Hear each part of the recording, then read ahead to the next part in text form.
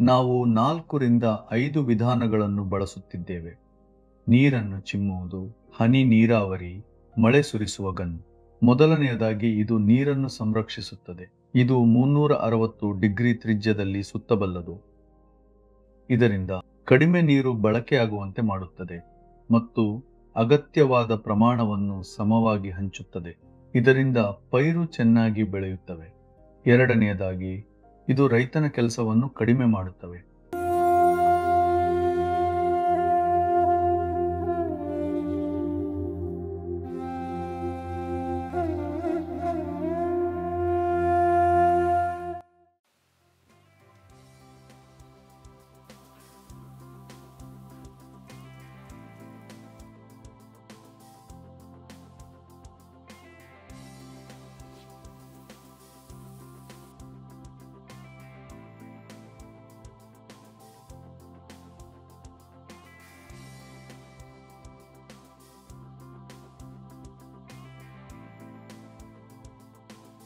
ನಾವು ಪೂಜ್ಯ ದಾಜಿಯವರಿಂದ ಸೂಚಿಸಲ್ಪಟ್ಟ ನೀರಾವರಿ ವಿಧಾನಗಳನ್ನು ಕಾರ್ಯಗತಗೊಳಿಸುವಾಗ ಇಷ್ಟೊಂದು ದೊಡ್ಡ ಸಂಖ್ಯೆಯಲ್ಲಿ ಬೆಳೆಯುತ್ತಿರುವ ಗಿಡ ಮರಗಳಿದ್ದಾಗ ಆಗುತ್ತಿರುವ ಲಾಭಗಳನ್ನು ನಮ್ಮ ಸ್ವಂತ ಕಣ್ಣುಗಳಿಂದ ನೋಡಬಹುದು.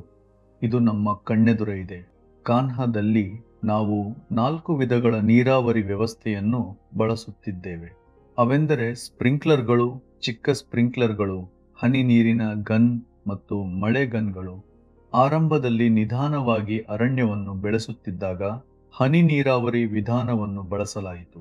ಹಣ್ಣುಗಳು ಮತ್ತು ತರಕಾರಿಗಳ ಕೃಷಿಗೆ ಅವರು ಚಿಕ್ಕ ಸ್ಪ್ರಿಂಕ್ಲರ್ಗಳ ಹನಿ ನೀರಾವರಿ ವ್ಯವಸ್ಥೆಯನ್ನು ಬಳಸಿ ಅದನ್ನೇ ಉದ್ಯಾನವನಗಳಿಗೂ ಉಪಯೋಗಿಸಿದರು. ಹನಿ ನೀರಾವರಿ ವ್ಯವಸ್ಥೆಯಲ್ಲಿ 2 ವಿಧಾನಗಳಿವೆ: ತೂತುಗಳಿಲ್ಲದ ಆನ್ಲೈನ್ ಮತ್ತು ತೂತುಗಳಿರುವ ಇನ್ಲೈನ್. ಇನ್ಲೈನ್ನಲ್ಲಿ 4 LPH ಮತ್ತು 2 LPH ಲಭ್ಯವಿದೆ.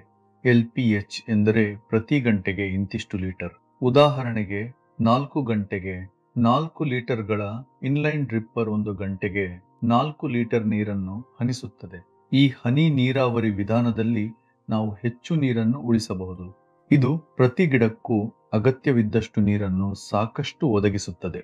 ಪ್ರವಾಹ ನೀರಾವರಿ ವ್ಯವಸ್ಥೆಯಂತೆ ನೀರು ವ್ಯರ್ಥವಾಗುವುದಿಲ್ಲ. ಉದಾಹರಣೆಗೆ ತರಕಾರಿಗಳಿಗೆ ಕಡಿಮೆ ನೀರು ಸಾಕಾದರೆ ನಾವು ಪ್ರತಿ ಗಂಟೆಗೆ 2 ಲೀಟರ್ ನೀರನ್ನು ಬಳಸುತ್ತೇವೆ ಮತ್ತು ಹೆಚ್ಚು ನೀರಿನ ಅಗತ್ಯವಿರುವ ಗಿಡಗಳಿಗೆ ನಾವು ಪ್ರತಿ ಗಂಟೆಗೆ ಇನ್ಲೈನ್ 4 ಲೀಟರ್ ಬಳಸುತ್ತೇವೆ. ಮಾವು ಮುಂತಾದ ಮರಗಳಿಗೆ ನಾವು ಆನ್ಲೈನ್ ಹನಿ ನೀರಿನ ವ್ಯವಸ್ಥೆಯನ್ನು ಬಳಸಿ ಬೇರುಗಳಿಗೆ ನೇರವಾಗಿ ನೀರನ್ನು ಪೂರೈಸುತ್ತೇವೆ. ನಾವು ಕಾನ್ಹಾದಲ್ಲಿ ಸ್ಪ್ರಿಂಕ್ಲರ್ ವಿಧಾನವನ್ನು ಹೇಗೆ ಉಪಯೋಗಿಸುತ್ತಿದ್ದೇವೆ ಎನ್ನುವುದನ್ನು ತಿಳಿಯೋಣ. ಕಾನ್ಹಾದ ಹುಲ್ಲಿನ ಮೈದಾನಗಳಲ್ಲಿ ನಾವು ಸ್ಪ್ರಿಂಕ್ಲರ್ಗಳನ್ನು ಬಳಸಿ ಎಲ್ಲ ದಿಕ್ಕುಗಳಿಗೂ ನೀರನ್ನು ಸಮವಾಗಿ ಹಾರಿಸುತ್ತಾ ಸುತ್ತಲೂ ತಂಪಾಗಿರುವಂತೆ ಮಾಡುತ್ತೇವೆ.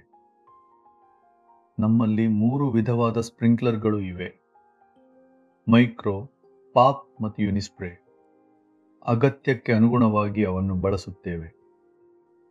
ಈಗ ನೀರಾವರಿಯಲ್ಲಿ ಬಳಸುತ್ತಿರುವ ಕೊನೆಯ ವಿಧಾನ ಮಳೆಗನ್ ವಿಧಾನ. ಇದನ್ನು ಕಾನ್ಹಾದಲ್ಲಿ ಹೇಗೆ ಬಳಸುತ್ತಿದ್ದೇವೆ ಎಂದು ನೋಡೋಣ. ಇಲ್ಲಿ ಮಳೆಕಾಡುಗಳಿಗೆ ಹೆಚ್ಚಾಗಿ ಅದನ್ನು ನೀರು ಪೂರೈಕೆಗೆ ಬಳಸುತ್ತೇವೆ.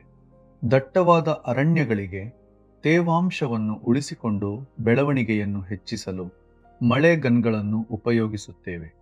ಕಾನ್ಹಾದಲ್ಲಿ 4 ವಿಧವಾದ ಮಳೆ ಗನ್ಗಳಿವೆ. ಅಗತ್ಯಕ್ಕೆ ತಕ್ಕಂತೆ ಅವನ್ನು ನಾವು ಬಳಸುತ್ತೇವೆ. ಅವು ನೀರನ್ನು ಉಳಿಸುತ್ತವೆ.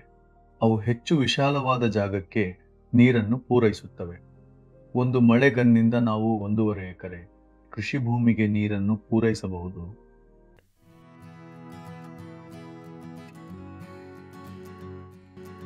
ಕಾನ್ಹಾದಲ್ಲಿ ಬಳಸುತ್ತಿರುವ ನೀರಾವರಿ ವಿಧಾನಗಳು ಅಗತ್ಯವಿರುವಷ್ಟು ನೀರಿನ ಪ್ರಮಾಣವನ್ನು ಕೃಷಿಗೆ ಒದಗಿಸಬಲ್ಲವು. ಇಲ್ಲಿ ಬಳಸಿರುವ ವಿಧಾನಗಳು ನೀರನ್ನು ಸಮರ್ಥವಾಗಿ ಉಳಿಸಿ ಬಳಸಲು ಯೋಗ್ಯವಾದ ಮಾದರಿ ವ್ಯವಸ್ಥೆಯಾಗಿವೆ.